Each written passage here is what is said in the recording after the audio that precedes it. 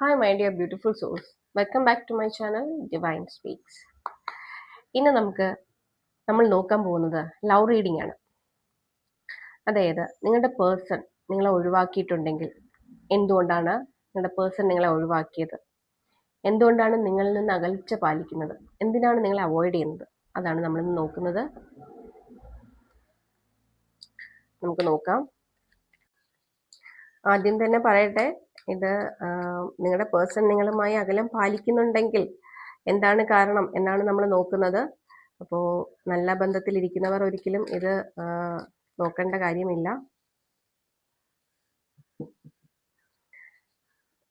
Okay, എന്തുകൊണ്ടാണ് നിങ്ങളുടെ person നിങ്ങളുമായിട്ട് അകലം പാലിച്ചു പോയത്, അല്ലെങ്കിൽ ഇപ്പോൾ നോ കോണ്ടാക്റ്റിലായി പോയത്, എന്താണ് റീസൺ എന്ന് നമുക്ക് നോക്കാം.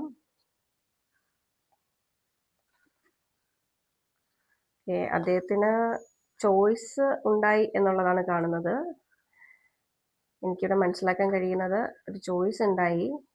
അത് അദ്ദേഹത്തിൻ്റെ ഒരു റൊമാൻറ്റിക് റിലേഷൻഷിപ്പ് ആകണമെന്നില്ല. ഓക്കെ, അദ്ദേഹത്തിൻ്റെ ഒരു റൊമാൻറ്റിക് റിലേഷൻഷിപ്പ് ആകണമെന്നില്ല.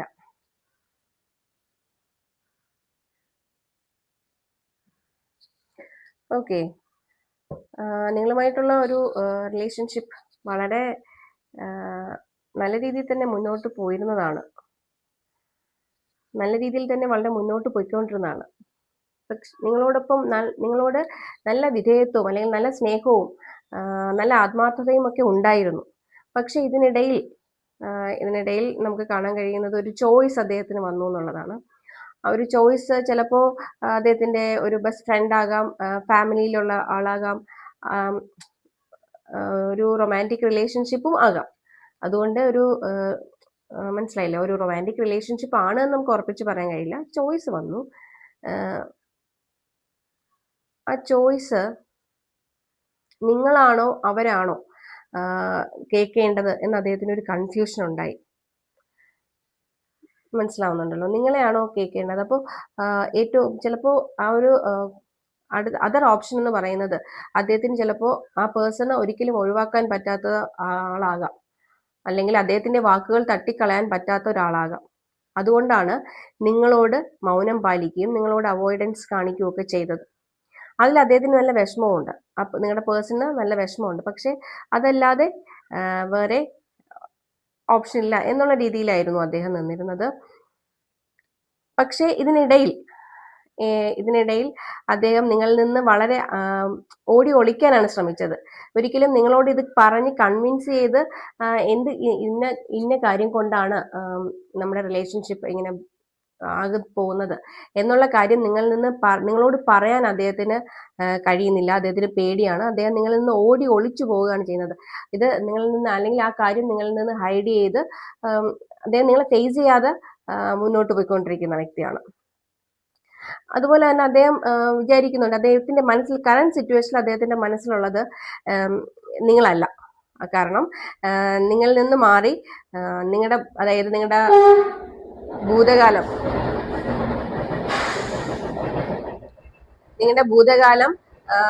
അല്ലെങ്കിൽ പഴയ മെമ്മറീസ് ഓർക്കാൻ ഇഷ്ടമാണ് അല്ലെ? എല്ലാവർക്കും നല്ല നല്ല മൊമെന്റ്സ് ഓർക്കാൻ ഇഷ്ടപ്പെടാത്ത ആരാണുള്ളത്. പക്ഷെ അത് ഓർക്കാതെ തന്നെ അദ്ദേഹത്തിന്റെ ഇപ്പോഴത്തെ ലൈഫിൽ മുന്നോട്ട് പോകാനാണ് ശ്രമിക്കുന്നത്. ഒരുപക്ഷെ നമുക്ക് നല്ല രീതിയിൽ പല രീതിയിൽ ഇത് ചിന്തിക്കാം അല്ലെ? അദ്ദേഹത്തിന്റെ കരിയറിനെ ഫോക്കസ് ചെയ്ത് അടുത്തൊരു ഓപ്ഷൻ എന്ന് പറയുന്നത് അദ്ദേഹത്തിന്റെ കരിയർ ആകാം. അപ്പൊ നിങ്ങളുടെ പേഴ്സൺ കരിയറിനെ കൂടുതൽ ഫോക്കസ് ചെയ്തിട്ട് നിങ്ങളുമായിട്ടുള്ള ഓർമ്മകൾ, നിങ്ങളുമായിട്ടുള്ള നല്ല നിമിഷങ്ങളെല്ലാം മറന്നു വെച്ചിട്ട് ആ കരിയറിന്റെ പിന്നാലെ പോകുന്നതുമാകാം. എപ്പോഴും നമ്മളൊരു തേർഡ് പാർട്ടി സിറ്റുവേഷൻ അത് മാത്രമാണ് റിലേഷൻഷിപ്പിൽ വരുന്നത് എന്ന് വിചാരിക്കരുത് അല്ലെ?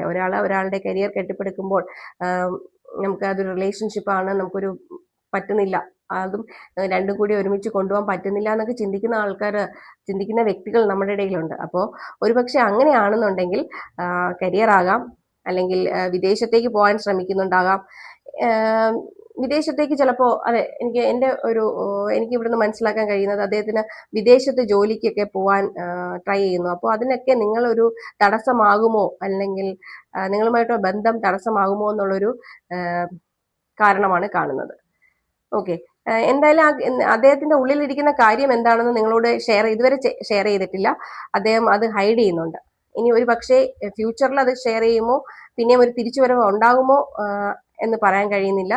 എങ്കിലും ഈ ഒരു അവസരത്തിൽ ഇപ്പോൾ കറണ്ട് സിറ്റുവേഷനിൽ നിങ്ങൾ ഇന്ന് വിട്ടുപോവുകയാണ് ചെയ്യുന്നത്. വിട്ടുപോകാൻ ആഗ്രഹിക്കുന്നു, വിട്ടുപോകുന്നു എന്നാണ് കാണുന്നത്.